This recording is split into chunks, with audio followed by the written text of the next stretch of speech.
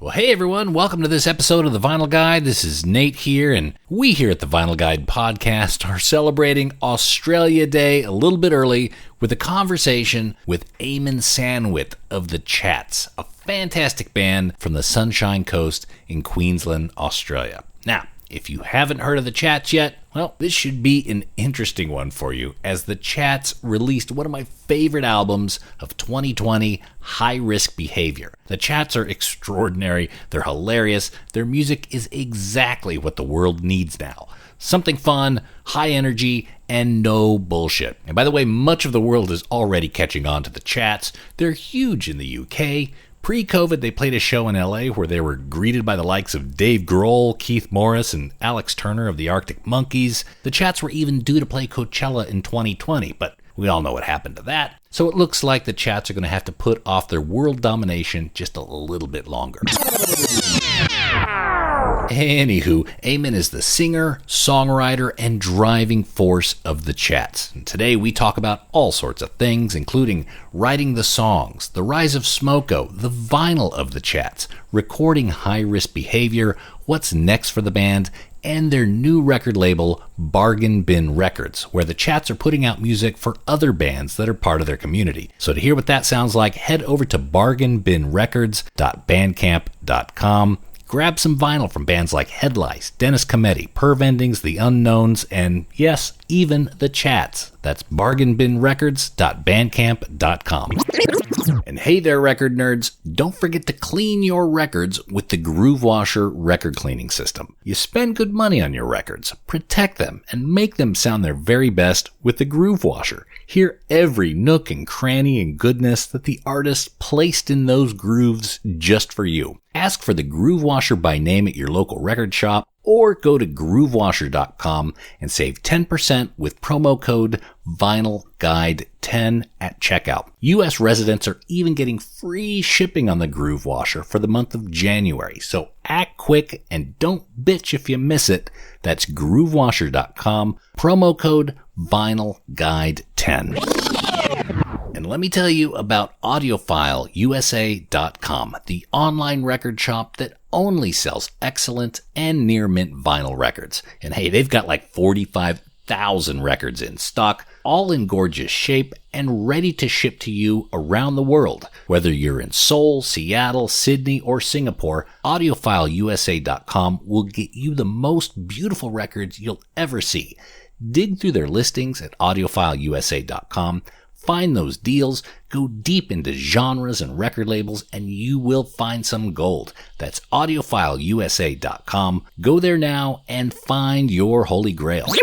And finally, be sure to check out some of our other interviews in past episodes of The Vinyl Guide, including episode 247 with Rat Scabies of The Damned, episode 243 with Dave Lombardo of Slayer, Mr. Bungle, and Misfits, episode 238 with ex-presidential candidate Beto O'Rourke talking about his punk rock roots, episode 233 with Mike Watt of the Minutemen and Iggy and the Stooges, episode 209 with Waddy Buchan of The Exploited, episode 202 with the late great Andy Gill of Gang of Four, episode 160 with Jello Biafra, and literally hundreds more.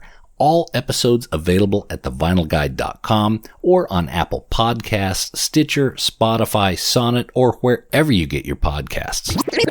And with the upfronts done, let's all point our ear holes towards the Sunshine Coast in sunny Queensland, Australia, and let's talk to Eamon Sandwith of The Chats.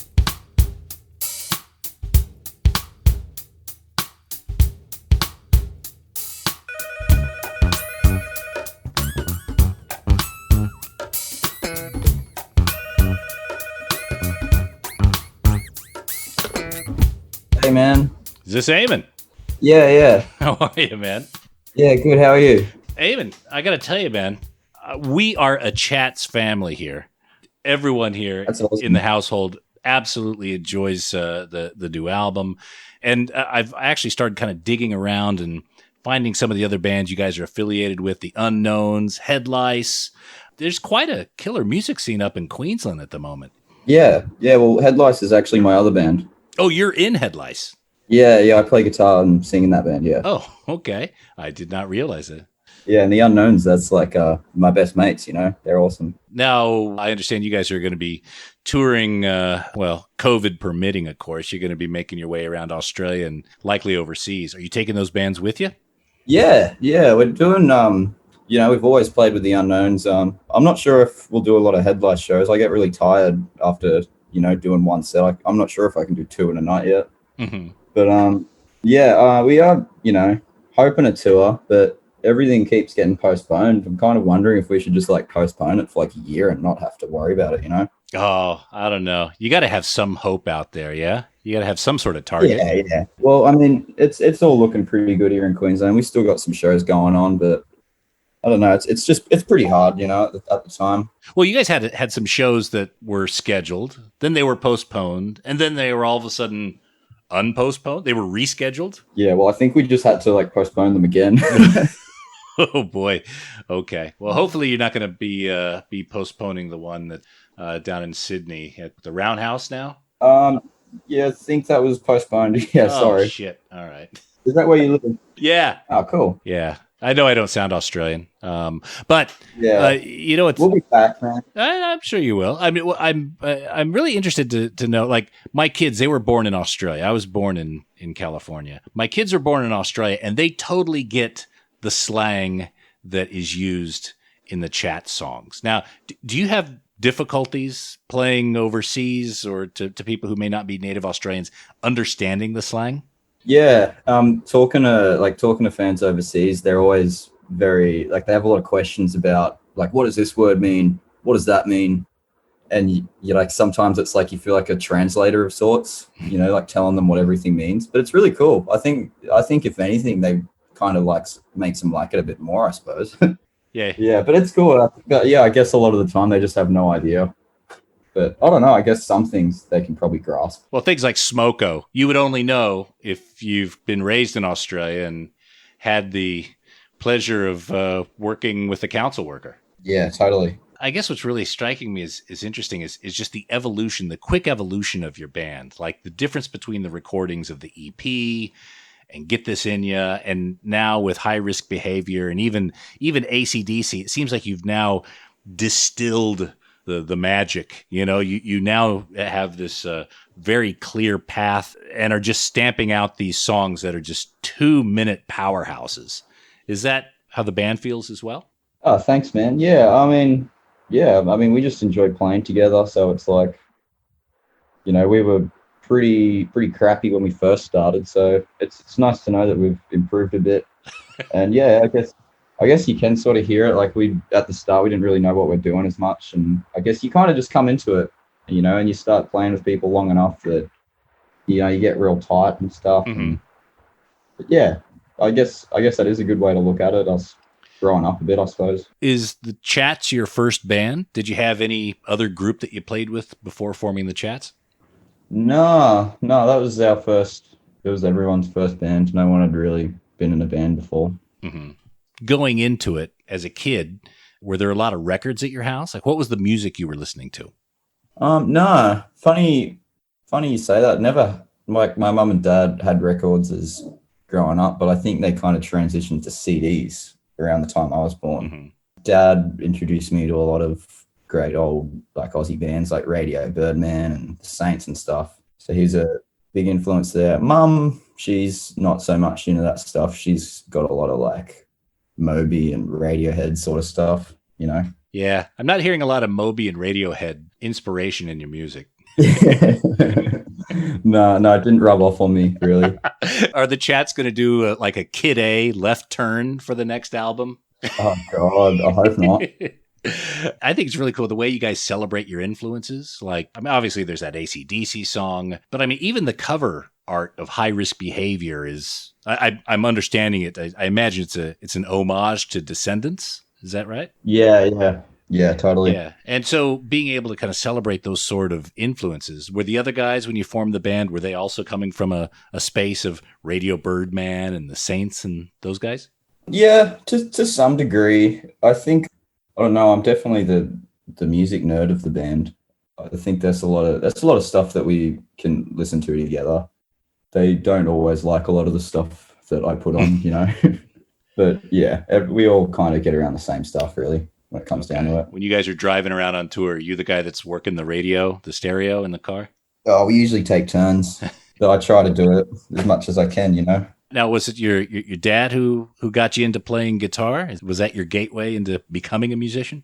No, I picked it up when I was about 10 and just started doing lessons at school, and eventually just stopped doing that and just started kind of learning off YouTube and whatever when I was in about grade 7, and then just kept doing that. Mm-hmm. You recorded your EP in 2016. When did the band form? Earlier that year in 2016, probably like, I'm going to say like April or May of that year. Okay. And then before the end of the calendar year, you guys were recording that first EP. Yeah. Well, we started at school. We were on the same music class together, and the teacher, one of our assignments was like get together in a group and make an original song, and that's where Mum Stole My Darts from that EP came from.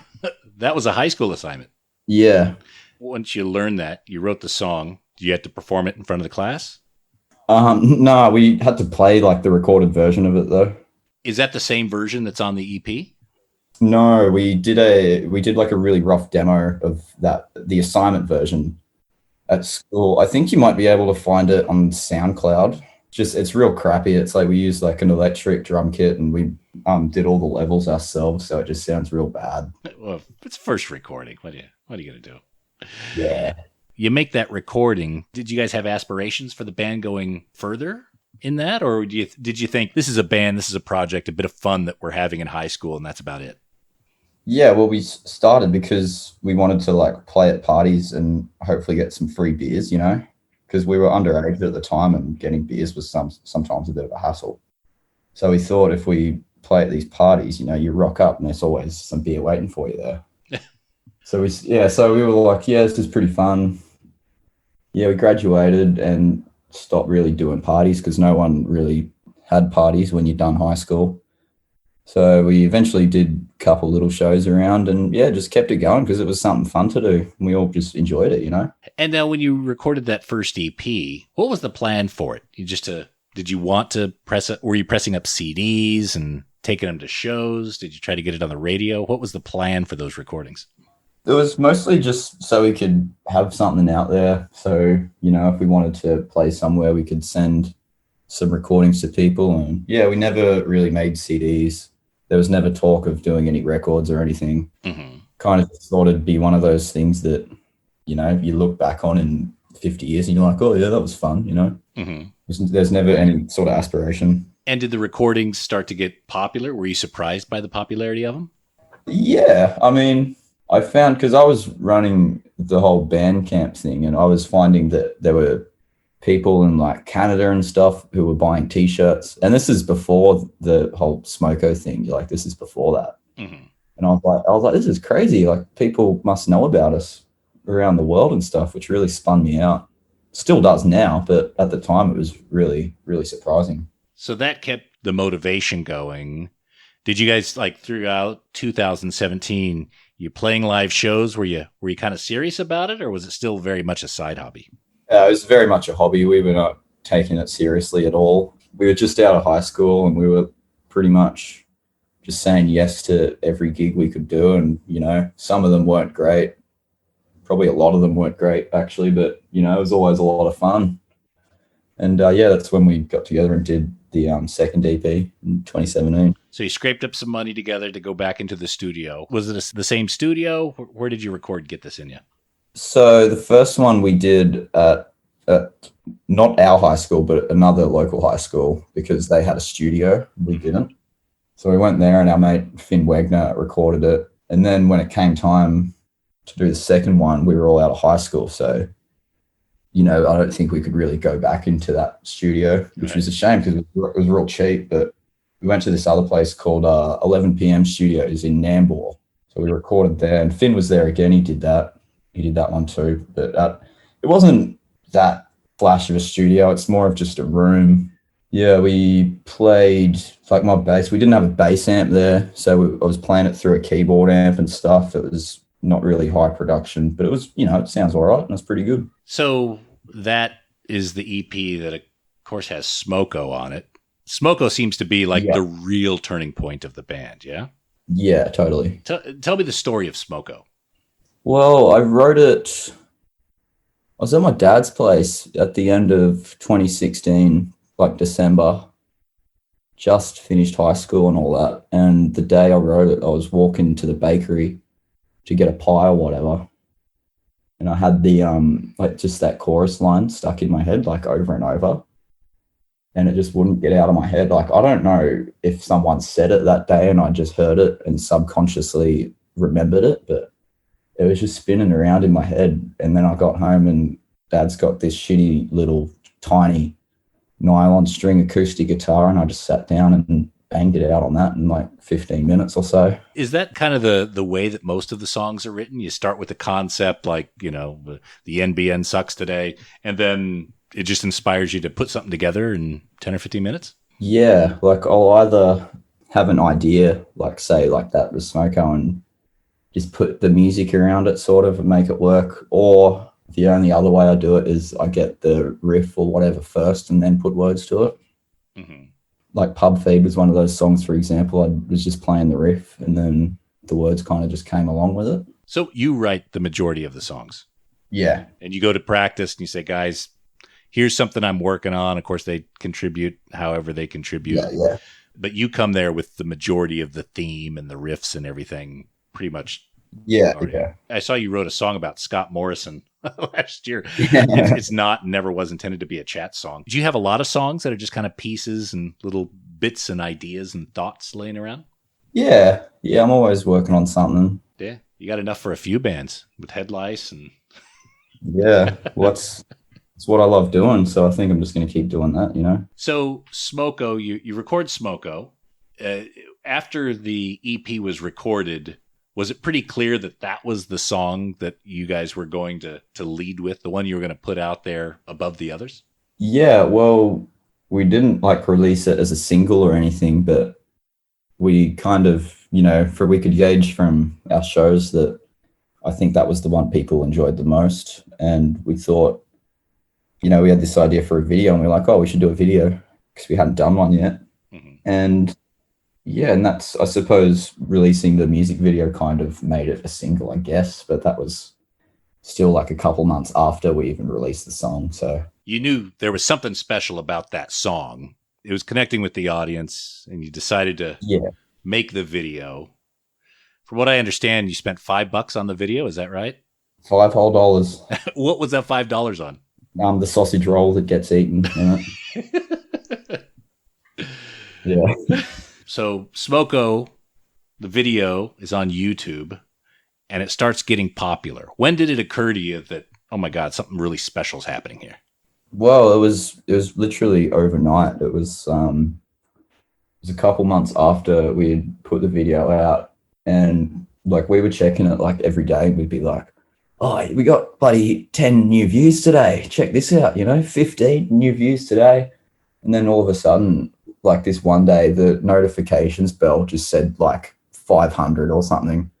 And I was like, what the hell? And we'd just gotten like thousands and thousands of views overnight and all these comments and stuff. And it was pretty surreal. I was like, what's going on, Do you know what that was from? I mean, people just sharing it. Was it on a few blogs, or did it make some sort of kind of music sites that really kind of got the momentum going? Yeah, it was just this Facebook page. But the thing is, like, I found the post and they posted the video and it didn't say like they didn't mention this song or the band name or anything. So people were just like going and finding it on YouTube themselves, which is pretty cool. Mm-hmm. But yeah, I was really blown away that day. And what's it up to now? How many people have viewed that video approximately? Oh, it's like 12 million or something stupid. That's amazing. We would have put more money into it if we'd known that many people were going to see it. No, it's perfect as it is. That's the thing. Yeah, probably. You didn't get the chance to overthink it. Yeah. I guess that's the charm, eh? Now, people are saying, in doing the research, reading a lot of articles about you guys, the word genius is used a lot when describing the chats. Have you noticed that?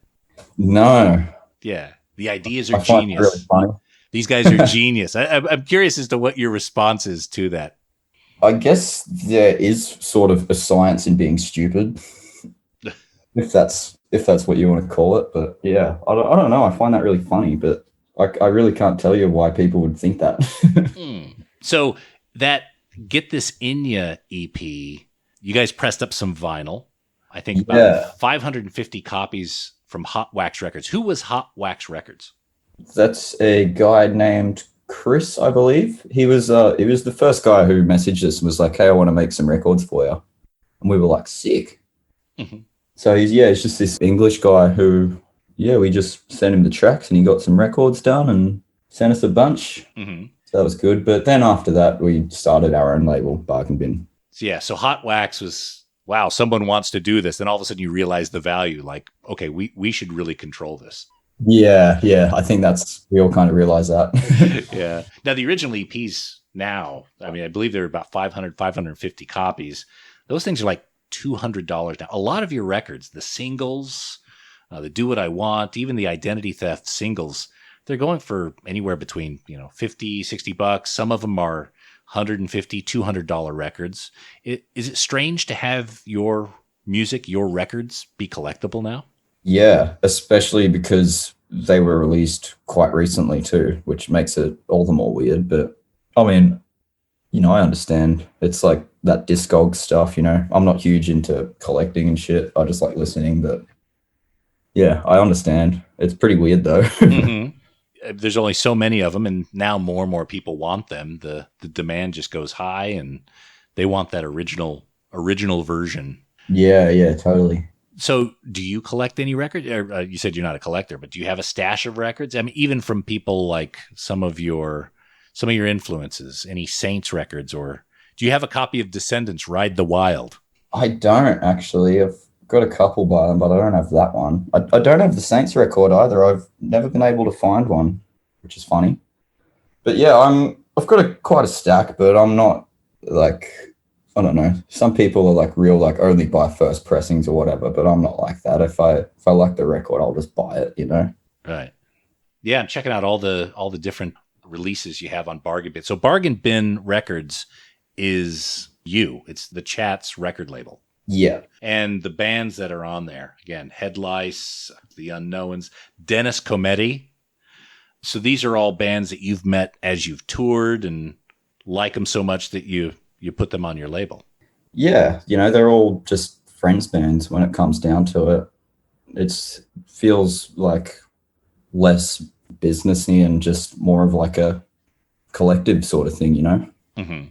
Yeah, but they're all great bands, all really good friends, and it's kind of like one of the first things we wanted to do when we were talking about Bargain Bin, we were like, we can help our mates out and make records for them, that'd be really exciting. Does it get kind of weird because it becomes kind of from mates to all of a sudden you're doing a bit of business with them? It could get a little bit weird. Are you worried about that at all? No, I don't think so. I think everyone's happy, and if anyone was unhappy, I'm sure they'd talk to us about it. So right. I think it's all sweet, Well, I want to let the audience know they can go to bargainbinrecords.bandcamp.com. The ones I would recommend are Head Lice, Dennis Cometti. Of course, you can get the 7-inch of the Chat's AC/DC CD single. It's not a CD single; it's a 7-inch single, but you can get that. And I think you could get some of the other the Chat's releases there as well, direct from the band. So you guys control all your recordings. You guys have the master tapes. All the pressings are directed from you, or at least licensed by you to other countries. Yeah. Yeah. That's really smart. So you start going into the recording cycle for what became High Risk Behaviour. Where did you record High Risk Behaviour? We recorded that in Geelong in a little shipping container sort of practice space with Billy Gardner, who plays drums in Oz Mutants, and he's in Living Eyes, Smarts, a bunch of other sick Australian bands. So recording with him was like really sick for us because we were all big fans of his stuff. And yeah, he's just like such a nice dude and so easy to work with, It wasn't like a weird sort of producer situation where he's telling you what to do. He was kind of just like there to help us out and make it sound sweet, Mm-hmm. And now, were they all recorded in the same session, the same studio, roughly the same time? No, it was all at the same studio, but truthfully, I think it was over about 1.5 years, potentially over 2 years, I think. But because there's songs on there that I'd written back in like around the same time I wrote Smoko, like Pub Feed, for instance, and Ross River and stuff. They were all very old songs, but there's a lot of songs on there that I wrote like on the day, just in the studio, like Keep the Grubs Out and Identity Theft and stuff. Like it was all just very spontaneous. Like we just book a few days in there whenever we went down to Melbourne, and we just see what we can come up with. And again, it seems like the songs on this record are just very lean, very much to the point. Did you have any input? Did anyone give you any guidance in terms of that next level of songwriting, or was all of those decisions were you and the band and just maturing as a songwriter? Yeah, that's pretty much it. We're pretty lucky enough to not have anyone in our ear going like, oh, do this, make this sound better. So yeah, it's pretty much just us just doing whatever we want. Mm-hmm. Yeah. And Matt on drums, he did all the drums on that album. There was no session guy. Is that right? Yeah, totally. Fuck, he's solid. Oh, he's great, man. My God. And you guys are young, and for him to be able to keep that sort of time at that age and be able to be like a clock. Yeah, no, that's him. We've never recorded with a click track or anything either. He's just like a metronome. If you're going to have a good band, you have to have a great drummer. And totally. So you're starting to get some pretty famous fans, like, the likes of Dave Grohl, Iggy Pop, Josh Homme. I even saw a post the other day. Milo of Descendants is watching your guys' video. Yeah. When did you guys learn that your music is making those sort of connections with those kind of folks? I think there was like an article going around a while ago about Iggy Pop being a fan and singing our songs somewhere and playing our stuff on his radio station.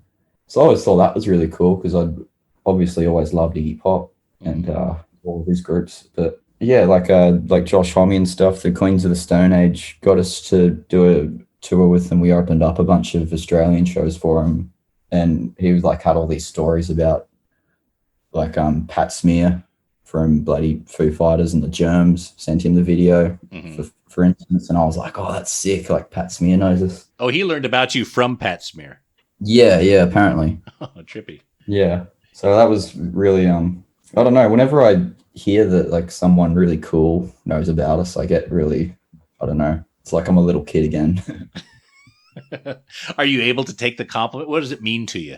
Oh, it means the world, fucking, it's really cool to have people like that be a fan of you, and it's crazy. Did they give you any advice, any guidance? When we were gonna play it, when we were at the LA show that Dave Grohl was at, he was like, don't fuck it up. And we were like, all right. I don't know if he was referring to the show or not, though. I'm not sure. Right. The show or the career? Just my life, yeah. Don't fuck it up. So what do your parents think about this? Do they get a bit worried about it all becoming too much? No, my parents are pretty cool. They're, really supportive and stuff.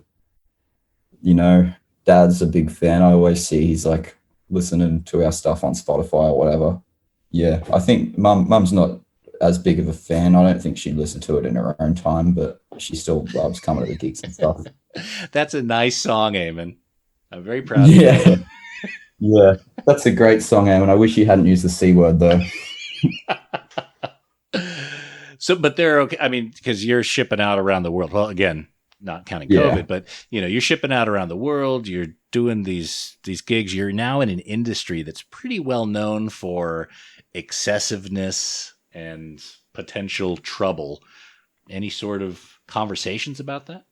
Yeah, I mean, I've always, been pretty open with mum about all that sort of stuff, and she's pretty good. She's always got my back and shit. So yeah, it's just like classic mum stuff, like, oh, don't get too drunk before you go on stage. What's the right amount of alcohol to consume before a show? Depends on the show. I'm going to say like 6 or 7 beers. Wow. But yeah, because I don't know. I'm still young though. That number might decrease in the coming years. It will. Yeah. Wait till you get over 50. You'll have to pee every 12 minutes. Yeah. We'll play in like 4 set breaks. Yeah, you have to wear a diaper. It seems like again you're very very well spoken. You're the guy who wrote songs like "Drunk and Disorderly" and "The Kids Need Guns." It sounds like there is an Eamon that is on the record, and there's an Eamon in real life. Would that be fair? Yeah, I mean, I guess that's fair to say about everyone, really. Yeah, well, most of us don't get a chance to make a record and do an artistic statement like you have. I would imagine that some people would have expectations that, oh, the guy that's on the record is fucking crazy in real life. Yeah, I can be sometimes, but I think, I don't know, the whole like fucking rock star thing is really fucking, I don't know, it's pretty old, you know. I don't think anyone's a real fucking, no one's like a real like sort of Tommy Lee character anymore, because that shit just doesn't really fly anymore, you know. I guess not. Yeah. So what's your biggest life-changing moment? Well, I worked at a supermarket for 5 years. I worked at Coles, and then the day that I finally got to quit and actually make a living off playing shows and stuff, that was a pretty big change. So as you were starting to play more and more shows and the band was getting more and more popular, there was a period of time where you had to balance the two. Yeah. I never like got to quit or anything. They kind of just stopped putting me on because I was away too much. Oh. So I never had that like cool movie moment where you go and quit your job. Well, actually, the door's still open there if you really miss stacking the fruit. Yeah. It wasn't that bad. I just like tune out and do my thing. You should call them up and be like, "Hey, what's going on? How come you haven't put me on?" Yeah. So you got this AC/DC CD track. Is that an indication of the direction for the next set of recordings? How many other recordings do you guys have ready to go for the next project? We got a bunch of songs. We've been demoing a lot. We haven't really like gone into like properly like polish off a song, and we've just been demoing it heaps. But yeah, I think we've got like probably around 10 new songs, So I'm hoping to probably put a record out like late this year, early next year, I reckon. Okay. Are you going to go back to the same studio? Are you going to do something in Queensland? I'm thinking we're probably just going to stick in Queensland this time. It's getting a bit shady with all the COVID stuff. I don't want to be stuck somewhere. Yeah, you can't make any plans. Yeah, and then don't want to have to like quarantine when you come home and stuff. So now you've just replaced the guitar player. Pricey's gone. What does that mean for the band now? Well, we're just going to keep going and smashing it out. Josh is a great guy. He's fucking awesome. He's a bloody shredder, and he's writing some songs, which is great. He's a really talented songwriter and a great guitarist. So it's looking up. Everything's looking great. So you've got a collaborator now. You're no longer the sole songwriter. You've got someone you can work with on those. Yeah. Yeah. Because Josh is from the Unknowns. Mm-hmm. So he's that band, The Unknowns, has been going for like 5 or 6 years now, so he's got a lot of songwriting chops up his sleeve. So you're thinking this year, another album sometime in 2021. Hopefully everything will be, COVID will die down. We'll get the vaccine going and we can go to shows again. Yeah. Let's hope so. Are there any particular bands that you would want to play with on the same bill if it was your decision? Well, probably the Spits. My favorite band is the Spits. Mm-hmm. We had a bunch of shows lined up in America with Mean Jeans. That's another band I love. We did a couple shows with Dennis Cometti, and they just flew home yesterday. I really love playing with those guys. They're so much fun. They're in Perth, right? Yeah. They were over here for a few days, but got cut short, unfortunately. Mm-hmm. I don't know. I'm just keen to get out and play. What are some of your most memorable live shows? First time we played in London, it was definitely a big one. That was at the Electric Ballroom. Mm-hmm. So it was pretty massive. And yeah, that was a real humbling experience. That was crazy. Every time we go to like Scotland or Manchester, they always go nuts. We went to Dublin and Belfast for the first time recently. Well, actually, it was 2 years ago now. Mm-hmm. But yeah, that was, everyone out there is just great. And You were scheduled to do Coachella. Yeah. And of course, obviously that was called off. Are they kind of keeping the idea of Coachella warm, or is that just all bets are off at this point? Yeah, last I heard, I think they were still going to try and do it in 2021. Whether we go or not is probably a different discussion. Right. But yeah, I don't know. It's all looking pretty weird over in the States at the moment. I'm not sure if it's really the first place I want to go. Yeah. Is it fair to say that the chats are bigger in the UK than here in Australia? Yeah, definitely. Okay. We play a lot bigger shows over there than we do in Australia. So when you get over there, it becomes almost I won't call it Beatlemania, but there's a whole level of popularity there that must have been a big spin out the first time you experienced it.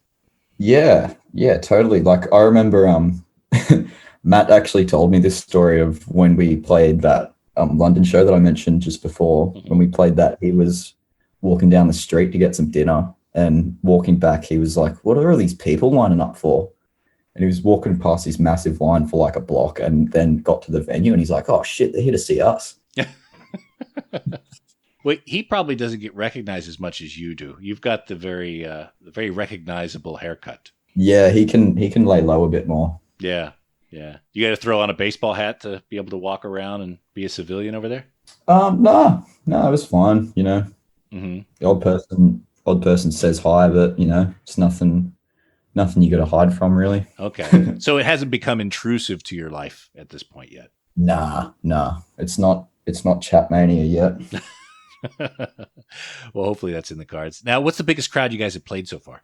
Shit, good question. I think probably like for our own show was probably our last show that we did in London at the Forum. I think that was like 2,000 people.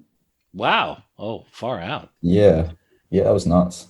I think that was probably our biggest one, yeah. Now, you guys played Reading as well, is that right? Oh, yeah, we did Reading and Leeds 2019. Wow. And what's it like to be able to fly halfway across the world and then play for an audience that's actually singing your songs back to you?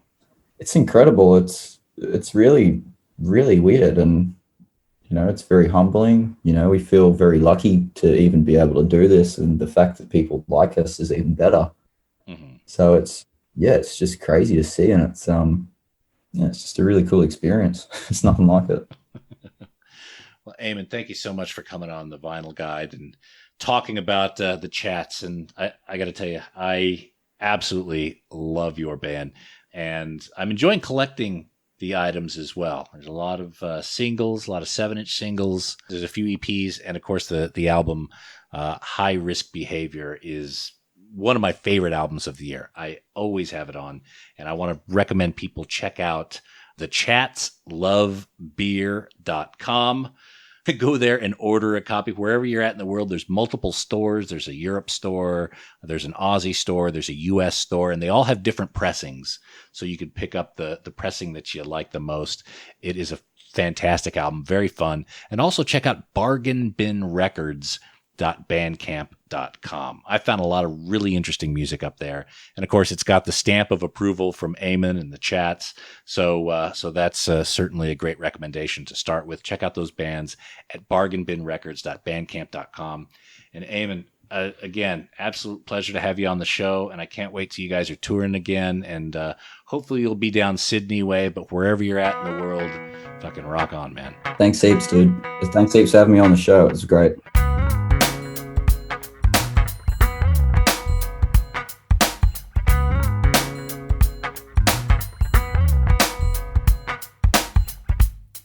All right, there we go. Eamon Sandwith of the chats. And I'm going to bet just about anything we're going to continue hearing great things out of him, the chats, and that mob up there on the Sunshine Coast. You could check out more at bargainbinrecords.bandcamp.com. Grab some of that vinyl up there. And, of course, go to thechatslovebeer.com. There's all sorts of tour dates and vinyl ordering there as well. And that's it for this episode of The Vinyl Guide. Thanks again for tuning in. Please share these episodes on your social media pages, Facebook, Instagram, Twitter, whatever you got. put it out there. Leave us a positive review. That would be hugely helpful. Go over to Apple Podcasts and log in, whatever. Give us 5 out of 5, 10 out of 10. Say something nice. Make us blush. That would be most awesome. And we'll be back shortly with a brand new episode. So until we talk next time, keep spinning. Cheers. That's it for this episode of The Vinyl Guide. Send your thoughts to Nate at thevinylguide.com or follow or tag us on Instagram at Vinyl Guide. Until next time, keep spinning.